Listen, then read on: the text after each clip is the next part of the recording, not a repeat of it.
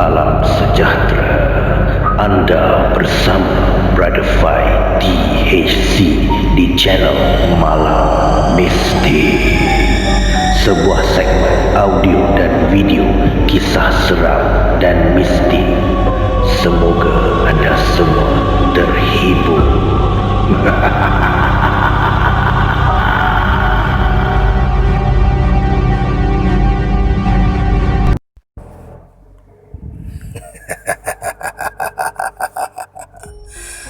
Para pendengar Malam Mistik, pada malam ini kisah yang kedua yang Brother Fai akan kongsikan datangnya daripada R.S. Suzy. Kisah yang bertajuk Dalam Pantang. Assalamualaikum warahmatullahi wabarakatuh dan salam sejahtera pada semua pembaca cerita seram. Salam perkenalan, nama aku Fatah, anak sulung dari 4 orang adik-beradik.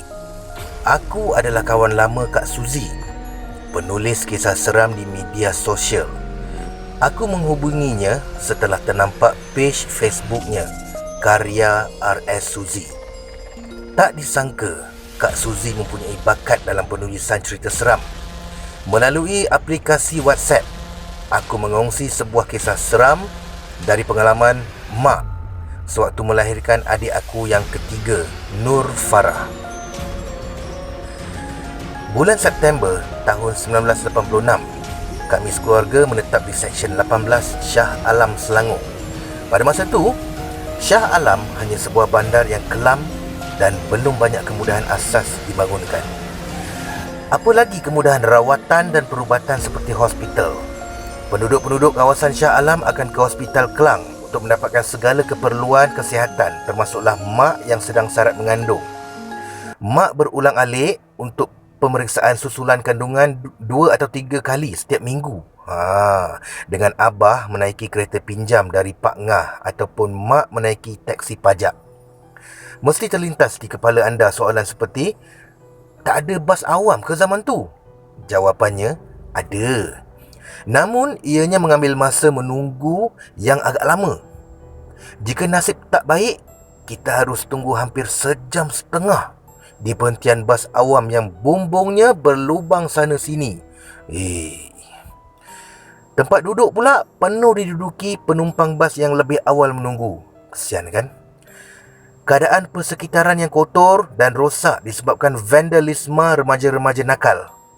Memang tidak sesuai untuk seorang wanita hamil macam mak berada dalam keadaan itu, apalagi menaiki bas yang sesak dan padat. Tanggal 24 September 1986, mak mengalami kontraksi dan simptom-simptom akan melahirkan dalam jangka masa yang dekat. Abah membawa mak ke Hospital Kelang. Lalu, mak ditahan di wad bersalin petang tu juga.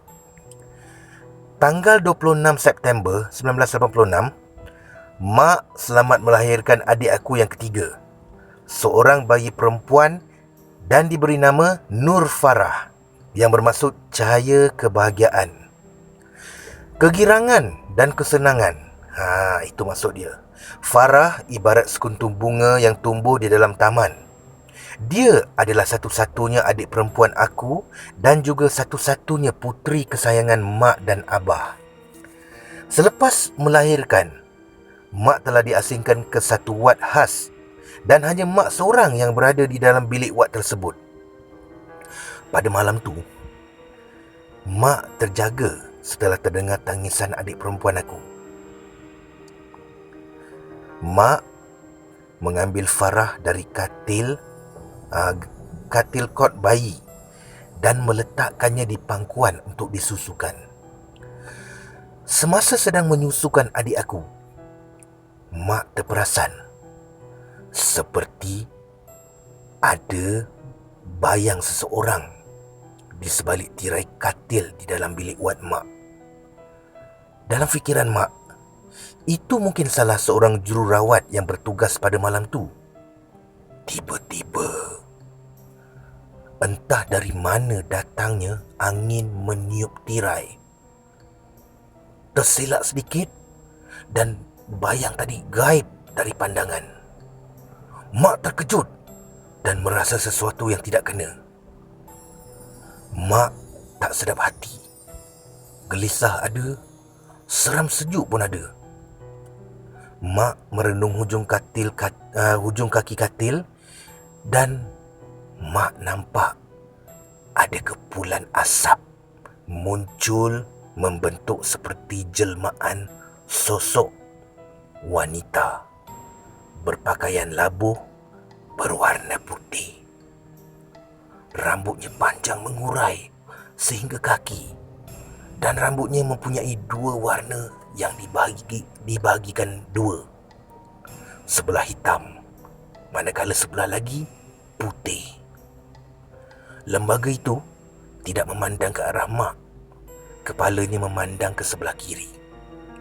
Waktu tu, Tuhan saja yang tahu perasaan mak. Nak menjerit tapi tak bermaya. Mak masih lemah selepas mengharungi proses bersalin adik aku. Lalu, mak membaca surah-surah yang berkaitan, tetapi lembaga itu masih lagi tercegat di situ. Lebih kurang 10 minit. Mak tidak putus-putus membaca ayatul kursi berulang kali. A'udzubillahi minasyaitonirrajim. Bismillahirrahmanirrahim. Allahu la ilaha illa huwal hayyul qayyum. Akhirnya, lembaga tersebut hilang tak ke mana. Mak menarik nafas lega dan mak langsung tidak tidur sebab khawatir lembaga tadi atau apa-apa yang gaib hadir mengganggu adik yang masih lagi fresh. Mak discharge dari ward pada hari berikutnya dan dibenarkan pulang ke rumah. Aku dengan Fauzi terkinja-kinja serupa monyet kena belacan apabila mendapat tahu dari nenek yang mak dan adik akan pulang. Nenek datang dari kampung di Muar dan dialah yang menjaga aku dan Fauzi semasa mak di hospital. Nenek telah menyiapkan segala kelengkapan untuk adik dan mak yang akan berpantang.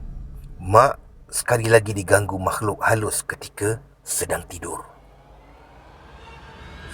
Malam tu, mak ditemani abah tidur dalam bilik. Tiba-tiba, mak terdengar sesuatu bunyi pelik datang dari arah tingkap. Bunyi kasar dan berleretan. Hendak dikatakan suara katak, tak mungkin. Bunyi burung pun bukan. Mana ada burung yang keluar tengah-tengah malam hari? Mak nampak ada satu objek di luar tingkap yang sedang melayang-layang. Tidak pasti apakah benda tu. Shoo, shoo, shoo. Mak cuba menghalau benda tu. Namun, benda tu masih lagi berlega-lega di luar tingkap bilik.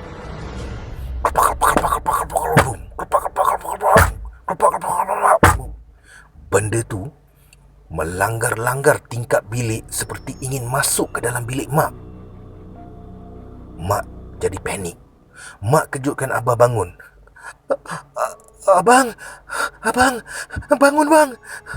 Apa benda kat luar tingkap tu bang? Apa dia yang? Tingkap? Ya, kejap. Abah bangun menuju ke tingkap. Menghampiri tingkap. Langkah abah terhenti.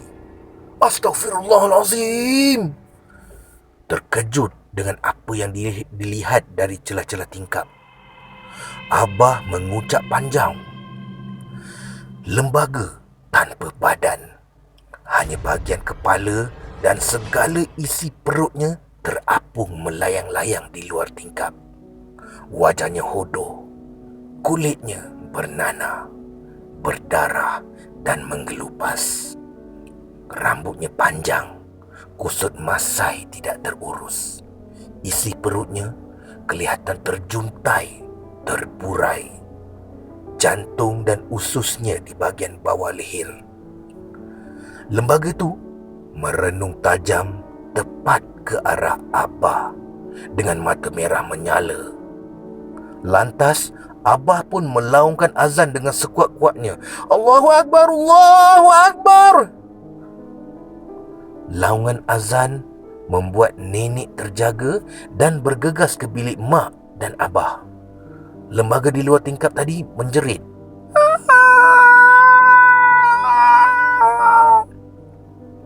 Lalu terbang melayang tidak tentu arah, sehingga melanggar apa yang ada di haluannya.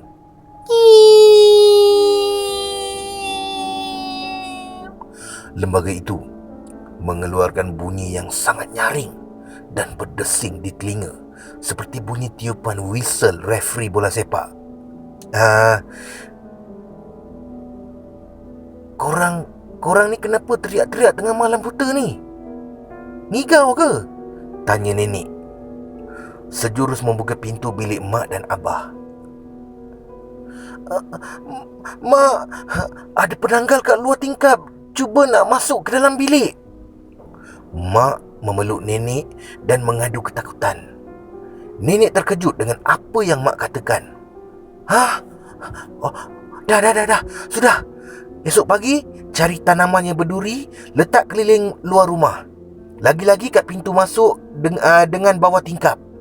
Kan mak dah pesan, benda tu suka perempuan dalam pantang ni. Dah, sudah, pergi tidur. Keesokan harinya, abah pun usaha mendapatkan pokok yang berduri dan diletakkan sekeliling luar rumah seperti nenek arahkan malam tadi. Alhamdulillah, semenjak itu, tiada lagi gangguan aneh dan menakutkan pada waktu malam. Sehinggalah mak habis tempoh berpantang. Tiada kuasa yang melebihi kuasa Maha Pencipta 7 petala langit dan 7 petala bumi. Allahu Rabbi. Sekian. Terima kasih, Brother Fah.